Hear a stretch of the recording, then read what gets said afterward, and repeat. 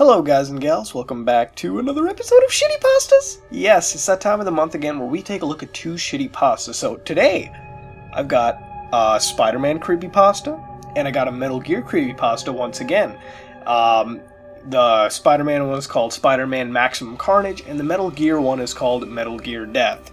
Let's dive right into the first one, Spider-Man Maximum Carnage. Be very afraid, people. Be very, very afraid.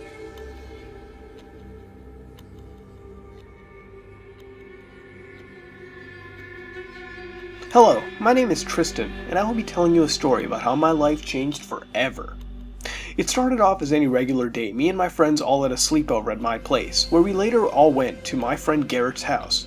We chilled for a bit, just talking for a bit, watching TV. Then, Garrett brought up that he had found an old SNES in his attic a few days before. We all thought it would be fun to have a nostalgic journey into our childhoods, playing games like Mario and Battleship. Then, my friend Blake found a game in the box. It was a plain cartridge, except it was red. There was absolutely no label, no trace of a label even being there. Garrett said that he had never seen the game before, but he had a long past of telling lies. We decided to pop the game in, thinking it was possibly a game none of us had played before. The game started up and the title screen came up. It was Spider-Man Maximum Carnage. We began to play. It was basically the same game as it should be. There was a few missing sprites and corrupt sounds, but we thought of it. God, I wish I would have just shut the game off right there. We got to a cutscene where Venom climbs through a window into the office where Jameson works in the Daily Bugle. Venom began to speak, which appeared in a comic-style speech bubble, but what he said was weird. He said something in Latin. I believe it was something along the lines of Omnis Amitis Peribit de Manibus Debilissimo. Okay. We later found out that it meant, all you love shall perish at the hands of the weakest. No, I'm glad we got some Latin majors playing the game. Okay.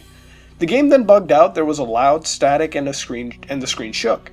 After a while, I couldn't take it anymore. I jumped up from the floor and unplugged the TV. The static continued, we were all frozen in terror. Suddenly, all the lights in the house started flashing violently. Blake, being epileptic, started shaking and drooling. It was like having a seizure. Me and Garrett had no idea what to do. We were still frozen with fear. Then, as if like clockwork, all the lights in the house exploded. It was pitch black in the house. The only light source was the still flashing television that lied before us. The static had stopped, but with what I'd witnessed, the static would be like the sight of God before us. What we saw was horrifying. Dismembered heads, human sacrifices, things I'm not going to mention, what seemed like a man hanging himself with his own intestines. Oh, what the hell? Garrett had pulled away and went for help? But I couldn't move. I was glued to the TV. Then a noise emitted. I listened to the noise. It sounded peaceful, like a million angels singing to me. Then it swiftly changed to the sound of what sounded like hell. Oh yeah, 'cause, everyone knows what hell sounds like. I myself began to shake like Blake did, and passed out. I woke up what seemed like months later, on the floor where we were before. Blake and Garrett were both hovering above me. Garrett said, "Dude, holy fuck, you were out for like 10 minutes. Thank God you're okay." I then replied, "Don't thank God on this day, the day of end." I now sit, typing this story, ruffling the hair of Blake as his dismembered head sits on my lap. In the corner sits Garrett, where he died. He frowned, so I made him smile with the quick slice of a knife.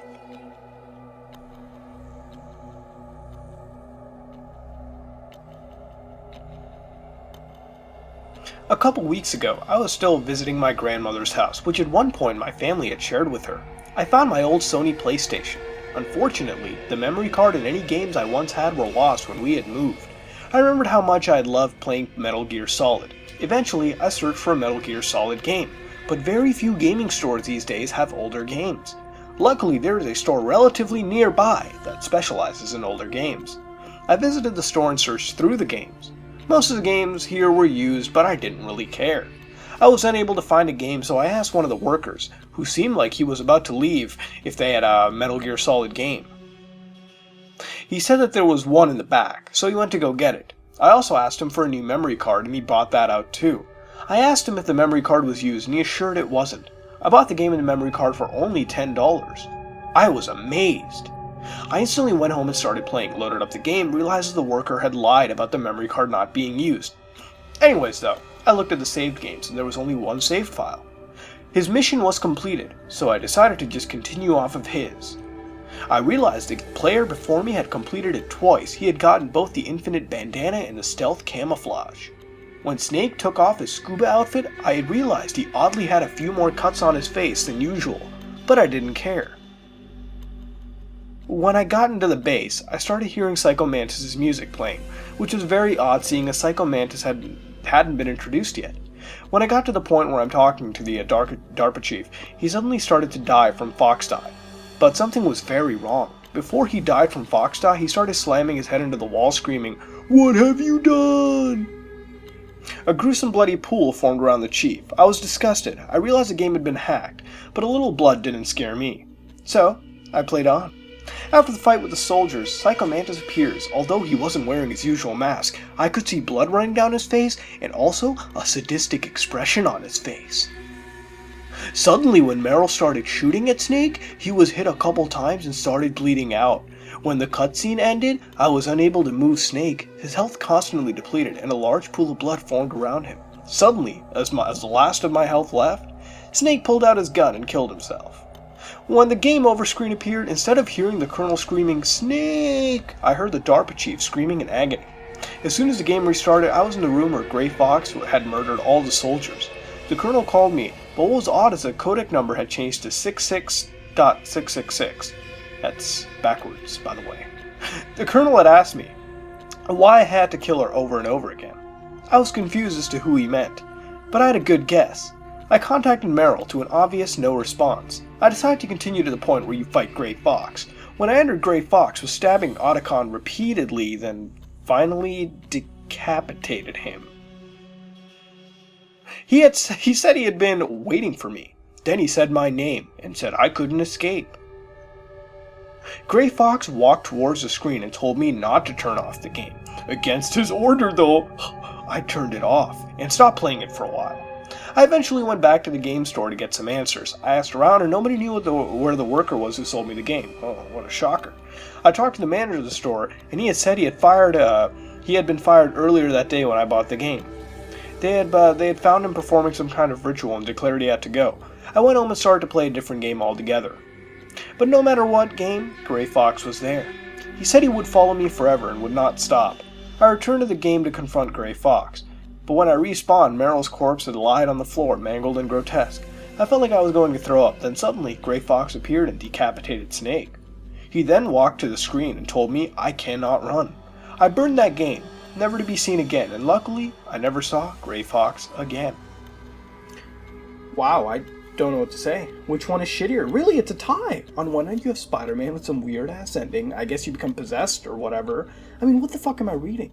So they're at Garrett's place, Garrett finds an SNES, and all this shit occurs. And some of the stuff I didn't mention, you probably heard in my voiceovers too, when I wasn't going to mention anything. They were quite adult, and they were disturbing, but still, what the hell? All of a sudden we have snuff porn, and this guy is possessed? Hell, the fucking highlight is Garrett saying, "Dude, holy fuck, you were up for like 10 minutes. I mean, is this a creepypasta, or is it Biodome, that movie? Either way, it's fucking painful. There's literally no build-up. It goes like this. Sleepover, SNES found. Game starts up. Latin phrase, dead people, after screen shake, static plays, and possession. I mean, all this, it's a clusterfuck, and then, damn, all you have is at the end.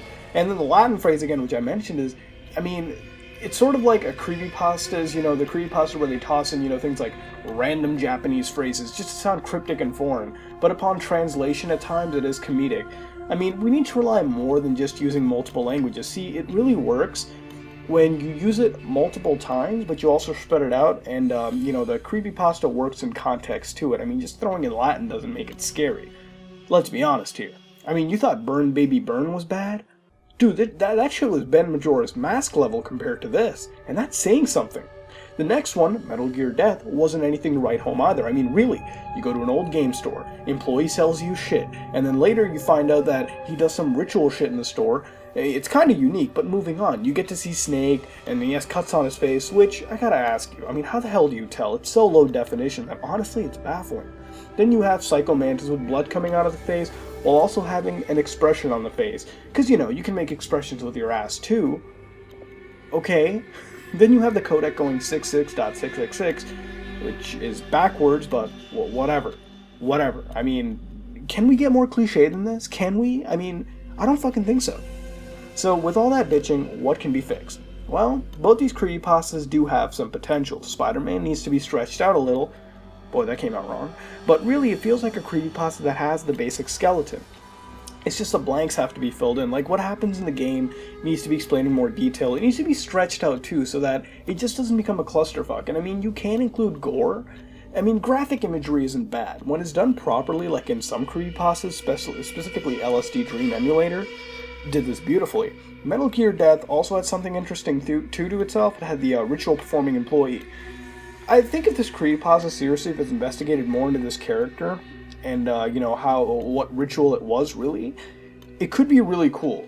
Plus it could honestly be a unique, legitimate way of obtaining some creepy game. Maybe demons are imprinted into this game for real. Maybe it's his employee hacks these games and gives them to unsuspecting people just to fuck with them. I don't know. Bootman Bill's got some serious competition. But really, both these pastas, again, they have potential, but they turn out to be weak and borderline comedic in the end. And really, they need some serious rewriting to end up being decent creepypastas. But again, which one was better out of the two? What would you rate them, and what would you change to make it better? Please let me know in the comments below. This has been another episode of Shittypastas, and if you like what you saw, then like, comment, and subscribe. This is me, Mudahar, and I am out.